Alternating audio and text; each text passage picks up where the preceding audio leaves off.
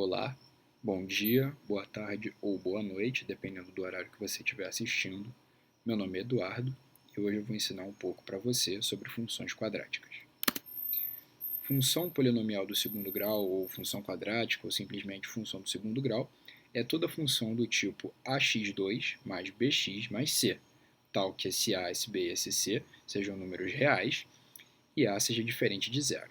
Por que a tem que ser diferente de zero? Porque se a fosse igual a zero, essa função, na verdade, seria uma função afim, né? bx mais c, ou ax mais b é o modelo de uma função afim. Aqui eu separei alguns exemplos de funções de segundo grau que talvez você conheça, que é bem provável que você conheça. Essa aqui é a função horária do movimento, função horária do espaço, do movimento uniformemente variado. Essa função aqui é a função A de L. Ela permite que a gente obtenha a área de um quadrado, conhecendo o seu lado, né? E aí todo mundo sabe que a área do quadrado é o lado ao quadrado, né? E essa aqui é simplesmente uma função de segundo grau, ela não tem para a gente um significado muito específico, não. E agora a gente vai dar uma olhada no gráfico da função quadrática. O gráfico da função quadrática é isso aqui, é a parábola. Ele é um dos gráficos mais conhecidos aí de quem está no ensino médio, né? A gente vê ele bastante pra caramba. Só que ele não está, assim, apesar de que a gente geralmente vê ele aqui no papel, vê ele desse jeito aqui mais abstrato, ele está presente na nossa vida de algumas maneiras. Se você parar para olhar um chafariz, por exemplo, você vai perceber que a trajetória da água ela é uma trajetória parabólica, né? A água ela descreve uma parábola. Também se você arremessar uma bola para cima, não exatamente para cima, arremessá-la de uma maneira oblíqua, você vai perceber que a bola faz uma trajetória parabólica, ou se você arremessar uma pedra, ou o que quer que seja.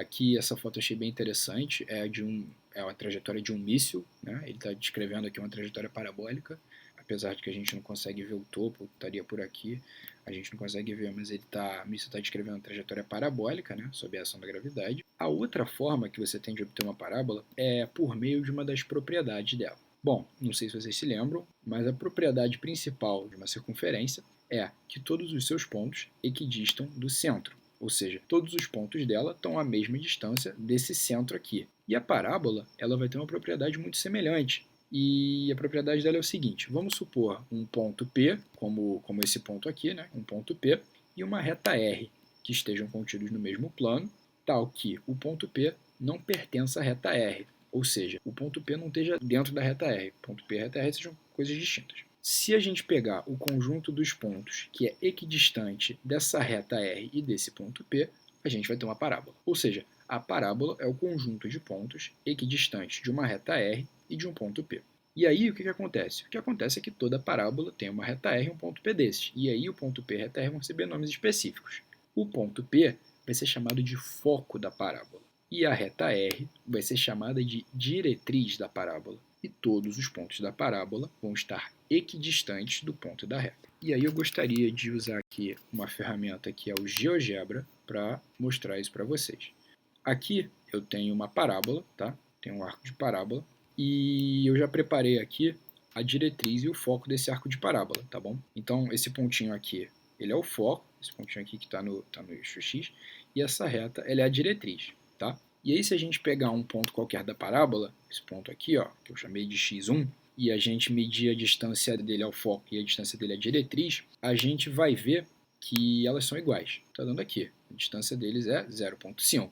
E agora vamos medir a distância dele até a diretriz. E aí, lembrando aqui que a distância do ponto à reta é um segmento de reta que é perpendicular a essa reta e que tem uma extremidade no ponto e outra na reta. E aí a gente pode ver aqui também que a distância da distância desse ponto x1 à diretriz é 0,5, assim como a distância dele ao foco. E se a gente quiser ver até com outro ponto aqui, esse ponto B, a gente pode ver que a distância do ponto B ao foco é esse número enorme e feio, mas é a mesma distância do ponto B até a diretriz. Vocês podem reparar que os números enormes e feios são iguais, né? Mas aí é isso que eu queria mostrar para vocês. Agora eu queria falar um pouco sobre a concavidade da parábola. A concavidade ela é, sem dúvida, um dos elementos mais importantes da parábola. ela, na verdade, ela não é bem um elemento, a gente pode chamar de uma característica da parábola, mas é o seguinte, olhando para essa curva, a gente percebe que ela tem uma concavidade, né?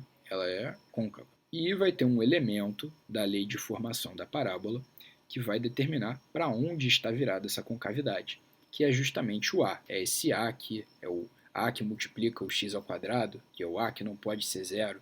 E aí, quando esse A for maior que zero, como está escrito aqui, A maior que zero, a concavidade da parábola vai ser voltada para cima, enquanto que quando A for menor que zero, como está escrito aqui, a concavidade vai ser voltada para baixo, como está representado aqui também. Eu gosto de lembrar disso pensando no seguinte, vai ter um ponto em que o módulo de A vezes o x ao quadrado vai ser maior do que bx mais c, né? Vai ser maior do que isso aqui, ou vai ser igual a isso aqui. E aí o que acontece? Se A for um número positivo, o x ao quadrado ele vai começar a aumentar mais do que o bx mais c. Então o x ao quadrado vai começar a ser um valor maior do que o bx mais c. E aí, se o A for um valor positivo, isso significa que essa função só vai crescer, que é o que está acontecendo, por exemplo, aqui. Ó. A gente está vendo a função crescer. Só que se esse A for menor que zero, a gente vai pegar esse A vezes x ao quadrado, que em módulo seria maior que o bx mais c, e se o A for menor que o zero, isso vai começar a decrescer. Por quê? Porque a gente vai ter esse termo aqui, A vezes x ao quadrado, que vai ser em módulo maior do que isso aqui, e aí o A vai ser negativo, então vai acontecer isso aqui, ó. A função vai começar a decrescer. Então, assim, eu gosto de me lembrar disso para poder também lembrar que se o A for maior que zero, a concavidade é para cima, se o A for menor que zero, é para baixo. Bom, e aí, usando de novo daqueles conceitos de diretriz e de foco, eu gostaria de comentar também os conceitos de eixo de simetria e vértice.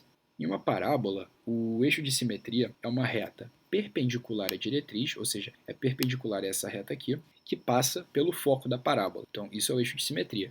E aí acho que o nome é autoexplicativo, né? O eixo de simetria ele divide a parábola em duas partes exatamente iguais. E aí o eixo de simetria ele também vai ter outra importância. Ele delimita o que a gente chama de vértice da parábola.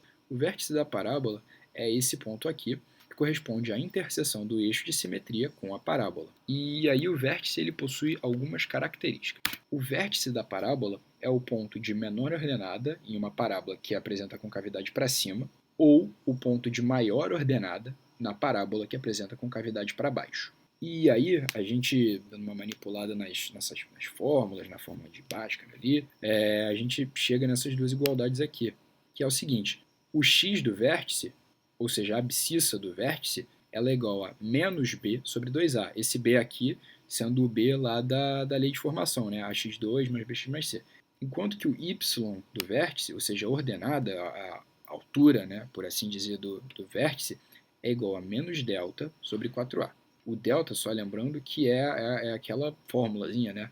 É b ao quadrado menos 4ac. Isso é o delta. E aí eu também fiz uma coisinha ali no GeoGebra para mostrar o vértice. Eu fiz aqui um eixo de simetria. Vou só abrir de novo a diretriz e o foco. A gente tem aqui o eixo de simetria. E onde o eixo de simetria, esse eixo de simetria aqui, corta a parábola, a gente tem o vértice, né? E aí, se, assim, quem quiser testar, quem quiser comprovar aí as fórmulas, pode, né? A equação dessa parábola é x2 mais 3x mais 2, e as coordenadas desse vértice, o x dele é menos 1 sobre 5. Então, se a gente usar aquela fórmula menos b sobre 2a, vai ser menos 3 sobre 2 vezes 1, que é justamente menos 1 sobre 5. E se a gente fizer menos delta sobre 4a, o delta é b ao quadrado, que vai ser 9, menos 4 vezes 2, que vai dar menos 8, vezes 1, que vai dar 1, então delta vai ser igual a 1, sobre 4a. Então vai ser menos 1 sobre 4, que é menos 1 quarto, que é justamente menos 0,25, que são as coordenadas desse vértice aqui. E aí também dá para a gente ver o eixo de simetria dividindo a parábola em duas partes exatamente iguais. Bom, o vértice ele tem uma importância muito grande no seguinte, ele representa, dependendo do sinal do A, dependendo da concavidade da parábola, o maior ou o menor valor que essa função quadrática pode assumir. Em que isso vai ser útil? Isso vai ser muito útil nas questões de concurso, nas questões do Enem, por exemplo. Então, quando a questão pedir para você o maior valor, ou menor valor, o valor máximo, o valor mínimo, você tem que lembrar do vértice e você tem que lembrar daquelas fórmulas ali, menos delta sobre 4a e menos b sobre 2a, para determinar, respectivamente, o y e o x do vértice. Eu separei aqui só uma questão, Eu vou resolver mais questões no final, mas eu separei aqui só uma questão para você ver que isso cai, né? Isso caiu aqui no Enem PPL, mas cai pra caramba, cai no Enem, cai em diversos outros vestibulares. Então é uma coisa que é importante saber. Quando for pedido o valor máximo ou o valor mínimo da função, a gente tem que lembrar aí do x e do y do vértice. Bem, outro elemento importante da parábola é a sua interseção com o eixo das ordenadas, a sua interseção com o eixo y. O eixo das ordenadas ele é aquele eixo que tem a abscissa zero. Então, a função ali vai ser a função de zero. E aí a gente pode ver aqui que a função de x é x2 mais bx mais c. A função de zero vai ser a vezes zero ao quadrado, que é a vezes zero que é zero, mais b vezes zero que é zero, mais c. Então, a função de zero vai ser igual a c. Ou seja, a ordenada de um ponto da parábola, quando a sua abscissa for zero, vai ser igual ao c da sua lei de formação. Já a sua interseção com o eixo das abscissas, ou o eixo x, vai ser chamada de raiz da função ou de zero da função. O número de raízes, ou o número de pontos de interseção, o número de zeros, ele depende do valor de delta, como vocês devem bem se lembrar. Se o delta for maior que zero, vão ter duas raízes distintas. Se delta for igual a zero, vai ter apenas uma. E se delta for menor que zero, não vai ter nenhuma. Por quê? Vamos olhar para essa fórmula aqui, né? A fórmula de Bhaskara, que permite a gente resolver as equações de segundo grau. O delta está aqui dentro da raiz quadrada. E aí, então, se eu pegar um número maior que zero, todo número maior que zero, ele assim, tem, vamos dizer, duas raízes possíveis. Tem dois números que você pode elevar ao quadrado que vão dar a mesma coisa, né? Porque um número negativo e um número positivo de mesmo modo elevados ao quadrado tem o mesmo resultado. Só que se eu fizer a raiz quadrada de zero, tem um resultado só, que é zero. E aí, então, vou fazer aqui esse mais ou menos, ele representa justamente esses dois resultados diferentes possíveis, né? O número positivo e o número negativo, que se a gente elevar ao quadrado vai dar o delta. Só que o zero só tem zero. O único número elevado ao quadrado que dá zero é zero. Então só vai ter uma raiz real. Uma raiz real distinta. E se a gente pegar um número menor que zero, não tem nenhum número real que elevado ao quadrado dê um número negativo. Então essa equação não vai ter raízes reais. E aí se a gente der uma olhadinha aqui no GeoGebra, dá para visualizar isso bem legal. Vamos ver aqui essa parábola. A lei de formação dela é x ao quadrado mais 4x mais 4. Então, se a gente fizer o delta vai ser b ao quadrado, que é 4 ao quadrado, que é 16, menos 4 vezes a, que é 1, vezes c, que é 4. Então, vai ser 16 menos 16, que é 0. E aí a gente pode ver que essa parábola ela é tangente ao eixo x. Então, ela só tem um ponto de interseção com o eixo x, tá certo? Por quê? Justamente porque o seu delta é igual a 0. Agora, se a gente observar essa outra parábola aqui, ó, essa parábola em laranja, ela tem dois pontos de interseção com o eixo x. Né? Por quê? Se a gente fizer o delta dela aqui, ó, 8 ao quadrado é 64, menos 4 vezes menos 2 dá 8, vezes menos 1 dá menos 8. Então, é 64 menos 8 dá 56. 56 é maior que zero. Então, ela vai ter dois pontos de interseção. Agora, se a gente for olhar por fim para essa roxinha, ela não tem nenhum ponto de interseção. Mas por quê? Vamos fazer o delta dela. 5 elevado ao quadrado, que é b elevado ao quadrado, é 25. Menos 4 vezes a, que é menos 2, vai dar menos 4 vezes menos 2, que dá 8. Vezes c, que é menos 4, vai ser 8 vezes menos 4, que vai dar 32. Perdão, menos 32. Então, o delta dela vai ser 25 menos 32, que vai ser menos 7. Com um delta negativo, ela não tem raízes reais, não tem ponto de interseção com o eixo x. Continuando a falar sobre raízes, existem duas fórmulas importantes, ou duas propriedades das raízes, por assim dizer. Mais uma vez, se a gente manipular ali a fórmula de Bhaskara, manipular algumas outras coisas, a gente consegue achar isso, né? A primeira raiz, x1, mais a segunda raiz, x2, a soma delas é igual a menos b sobre a, com esse b e esse a aqui, vindos daquela lei de formação da função. Já o produto das raízes, x1 vezes x2, é igual a c sobre a. No que isso aqui vai ser útil? Algumas questões podem pedir para você a soma das raízes, ou o produto das raízes, e aí, se a questão já te der a lei de formação da função de cara, isso vai ser muito útil. Por quê? Porque você não vai ter que descobrir quais são as raízes para fazer isso. Então, assim, é conveniente você se lembrar disso aqui. E agora, para aproveitar que a gente está falando de raízes também, eu gostaria de falar sobre uma forma diferente, uma forma que não é tão usada de representar a lei de formação, que é a forma fatorada. Como é que ela funciona? Ela está aqui embaixo. Ó. Ao invés de você fazer aquela coisa a, x2 mais bx mais c, você pode fazer isso aqui. A multiplicando o x, que vai ser só x, menos x1, ou seja, menos uma raiz, e aí vai mudar, pode ser, sei lá, 2, menos 4, 5, e aí vai ser a vezes x menos essa raiz, vezes x menos a outra raiz. E aí, se você fizer isso, você vai, na verdade, vai chegar na mesma lei de formação da função. No que isso aqui é útil? Isso aqui vai poupar muito tempo, vai poupar muito cálculo quando você tiver que determinar a função de determinado número. E aí você vai errar menos. Por exemplo, se eu quisesse determinar a função de 30, né? Eu teria que, na outra fórmula, eu teria que ir lá, elevar 30 ao quadrado, aí multiplicar por A, e quem sabe somar ou subtrair, 30 multiplicado pelo B, adicionar com C. Aqui não, aqui é muito mais rápido. Você só faz duas subtrações, multiplica e multiplica pelo A. Então é uma chance de erro bem menor. Bom, e aí, para terminar nossa aula de hoje, eu gostaria de corrigir umas questõezinhas aqui do Enem com vocês, para a gente ver como é que esse conteúdo cai, como é que isso vai ser cobrado e tal. E porque afinal é muito importante, né? A gente se acostumar com a maneira como isso vai ser exigido da gente nas provas. Primeiro que eu separei do Enem de 2016, da segunda aplicação, e ela é assim. Para evitar uma epidemia, a Secretaria de Saúde de uma cidade dedetizou todos os bairros, de modo a evitar a proliferação do mosquito da dengue.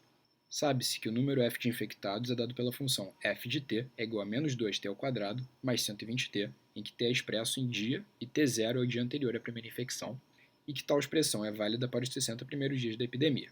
A Secretaria de Saúde decidiu que uma segunda dedetização deveria ser feita no dia em que o número de infectados chegasse à marca de 1.600 pessoas, e uma segunda dedetização precisou acontecer. A segunda dedetização começou no... Aí aqui ele apresenta para a gente as opções.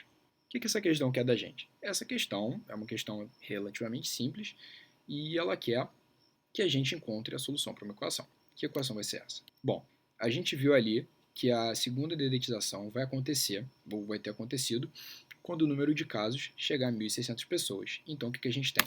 A gente tem aqui que f de t, cuja lei de formação a gente conhece do enunciado, se tornou igual a 1.600, ou seja, f de t é menos 2t ao quadrado mais 120t, que é igual a 1.600. E aí, a gente transforma isso aqui em uma equação, menos 2t ao quadrado mais 120t menos 1.600 é igual a zero. E aí, parte para resolver. Primeira dica que eu dou para vocês, quando você estiver resolvendo a equação e ver que dá para simplificar, você pode simplificar. Então, o que eu fiz aqui? Eu cortei esse 2, cortei esse 120, e ele virou 60. E eu cortei o 1.600, e aí esse 16 aqui virou um 8. Então, virou um 800. Apesar desse 8 estar parecendo um B, virou um 800 para simplificar meus cálculos, né? E aí eu parti para resolver isso aqui. Primeiro passo, determinar o delta, aí isso aqui é a resolução de equação de segundo grau, mas determinar o delta, aí o delta é 60 ao quadrado, menos 4 vezes menos 1 vezes menos 800, e aí vai dar 3.600 menos 3.200, e delta é 400. E aí o que a gente tem? Aqui é a fórmula de Bhaskara, a gente joga os valores aqui na fórmula de Bhaskara, e aí o primeiro valor de x é igual a 20, é menos 60 mais 20 dividido por menos 2. E o segundo valor de x é 40. Agora, o que a gente sabe? A gente sabe que a segunda dedetização aconteceu logo que o número de casos chegou a 1.600, ou seja, ela aconteceu da primeira vez que o número de casos chegou a 1.600. E o que esses resultados estão dizendo para a gente? Que o número de casos chegou a 1.600 no 20º dia e no 40º dia. Então, qual é a resposta para a nossa questão? A resposta para a nossa questão é aquela que indica o número 20, que é a letra B. Aí agora vamos dar uma olhadinha aqui. Letra B, 20º dia. Bom, segunda questão. Essa aqui é do Enem 2015 e ela é assim. Um estudante está pesquisando o desenvolvimento de certo tipo de bactéria. Para essa pesquisa, ele utiliza uma estufa para armazenar as bactérias. A temperatura no interior dessa estufa, em graus Celsius, é dada pela expressão T de H é igual a menos H ao quadrado mais 22H menos 85, em que H representa as horas do dia. Sabe-se que o número de bactérias é o maior possível quando a estufa atinge sua temperatura máxima, e nesse momento ele deve retirá-las da estufa. A tabela associa intervalos de temperatura, em graus Celsius, com as classificações muito baixa, baixa, média, alta e muito alta. Quando o estudante obtém o maior número possível de bactérias, a temperatura no interior da estufa está classificada como. Aí que temos as nossas opções. O que essa questão está pedindo da gente? Essa questão quer que a gente faça o seguinte, ela quer que a gente descubra o momento em que a temperatura da estufa é máxima. E aí, como vocês devem se lembrar, que eu falei com vocês, sempre que a gente vê em uma questão de matemática a palavra máximo, mínimo, e assim, a gente vê também como está presente aqui uma equação do segundo grau, a gente pode dar uma desconfiadinha de que ela vai querer que a gente encontre o x do vértice ou o y do vértice, que são por aquelas fórmulas que a gente já viu. E nesse caso é isso mesmo, ela quer que a gente encontre a temperatura mais alta. Então, vamos ver o que a gente vai fazer. Aqui, ó, a gente tem a lei da função, E aí a gente quer encontrar o y do vértice, a gente quer encontrar o valor máximo. E para isso a gente vai usar aquela formulinha do y do vértice. Vamos calcular aqui o delta, né? Delta aqui vai ser essa álgebrazinha, 22 ao quadrado, menos 4 vezes menos 1 vezes menos 85, papapá. Delta vai ser igual a 144. Agora falta a gente calcular 4a. 4a vai ser 4 vezes menos 4. Então o que a gente vai ter aqui? Menos 1 vezes 144, menos 144, vezes 4, vezes menos 1. E aí a gente vai fazer essa divisão e vai dar 36. E então, o que a gente entende por isso aqui? A gente entende que a temperatura máxima que essa estufa chega é 36 graus Celsius. Aí, ó, vamos dar uma volta, vamos voltar um pouquinho na tabelinha aqui. Ó. A gente vê ó, que 36 está entre 30 e 43, então a temperatura é classificada como alta. Logo, a resposta para essa questão é letra D. A temperatura é alta, letra D. E aí, por último, a gente tem essa questão aqui, que apesar de que não está indicado, é do Enem de 2013, e ela vai dessa maneira. Um professor, depois de corrigir as provas de sua turma, percebeu que várias questões estavam muito difíceis. Para compensar, decidiu utilizar uma função polinomial f, de grau menor que 3, para alterar as notas x da prova para notas y igual a f de x, da seguinte maneira. A nota 0 permanece 0, a nota 10 permanece 10, e a nota 5 passa a ser 6. A expressão da função y igual a f de x a ser utilizada pelo professor é... Bom, o que eu queria falar com vocês, no Enem, o Enem é uma prova com muitas questões, então a gente tem que tentar poupar o máximo de tempo possível. Então, como é que a gente começa? A gente sabe que a nota 0 permanece 0. E aí, aqui eu queria chamar a atenção de vocês para aquela coisa de interseção da parábola com o eixo das ordenadas, com o eixo y, que é o seguinte, queria lembrar para vocês, sempre que for função de 0, essa ordenada, esse valor aqui, ele vai ser igual ao c, né? Ele vai ser igual àquele c da lei de formação. Então, se a gente quer que a função de 0 seja 0, esse c também tem que ser 0. Então, essa alternativa D aqui, apesar de que ela é uma função afim, a gente já descarta ela logo de cara. Por quê? Porque o c dela é 2, né? Não é 0. E aí isso deixa a gente com as outras opções. Essas outras opções todas aqui, elas têm um c igual a 0. E aí vamos lá, a segunda coisa que eu queria chamar a atenção de vocês é o seguinte. Apesar de que a nota 0 vai ser igual a 0 e a nota 10 vai ser igual a 10, a nota 5 vai passar a ser a nota 6. Então, a função aqui, a função de 5 vai ser igual a 6. Então, essa alternativa aqui, que y é igual a x, x é igual a y, para ela não vai dar certo. Porque se ela fosse certa aqui, a função de 5 teria que ser 5 também. Então, olha a fuleira, a gente já vai mandar ela embora. E aí a gente fica com essas outras aqui. E aí delas a gente não vai ter como escapar, senão fazendo alguns cálculos. E aí aqui eu trouxe, na verdade estou calculando aqui que o c é igual a 0, né? Porque a função de 0 vai ser igual a 0, c é igual a 0. E aqui eu estou calculando a função de 10. A gente já sabe que é uma função quadrática, então, e aí eu também já sei que c é igual a 0, então eu calculei aqui a função de 10, que é 100a mais 10b, que como a gente sabe pelo enunciado é igual a 10. E aqui eu estou calculando também a função de 5, que a gente sabe que é igual, e bem, tem um pequeno erro aqui, a função de 5 na verdade é igual a 6, peço desculpa aqui pelo erro, mas a partir disso a gente vai montar um sisteminha de equações, né? Aqui ó, 100a mais 10b é igual a 10, e 25a mais 5b é igual a 6, e aqui chamar a atenção para vocês que eu não cometi o mesmo erro. Aí a gente vai resolver esse sistema, aqui eu resolvia ele multiplicando essa equação aqui por menos 2, por quê? Porque aí a gente soma as duas e cancela aqui o b, né? Vai anular o b aqui embaixo. Por quê? 100a mais 10b, aí menos 2 vezes 25a mais 5b, vai ser igual a 10 menos 2 vezes 6. Aí vai ser 100a menos 50a mais 10b menos 10b, aí esses b's aqui, a gente manda eles para o espaço, né? Ripa eles. E aí a gente vai ficar com 50a é igual a menos 2, aí a gente vai passar esse 50 para o outro lado dividindo, a vai ser igual a menos 2 sobre 50, que é igual a menos 1 sobre 25. E aí chamar a atenção de vocês aqui para o fato de que em só uma delas, o a é menos 1 sobre 25, que é a alternativa A, né? Todas as outras você pode observar que A não é menos 1 sobre 25, então a alternativa A vai ser o nosso gabarito. Bom, eu vou encerrar aqui a aula. Gostaria de agradecer a vocês pela atenção, gostaria de agradecer pela audiência. Peço desculpa por qualquer erro que eu tenha cometido. Eu gostaria de recomendar a vocês o site Q Concursos, que eu usei para separar essas questões. Você pode criar uma conta de graça e procurar as questões por assunto, pelo assunto que você quiser, pela prova que você quiser. Ele é um site que está me ajudando bastante, imagino que vai ajudar vocês também. E para quem está estudando matemática aí, o GeoGebra, que eu usei para mostrar as coisas das parábolas ali, é uma ferramenta muito boa e ele é relativamente simples de usar também. Mais uma vez, obrigado e até a próxima.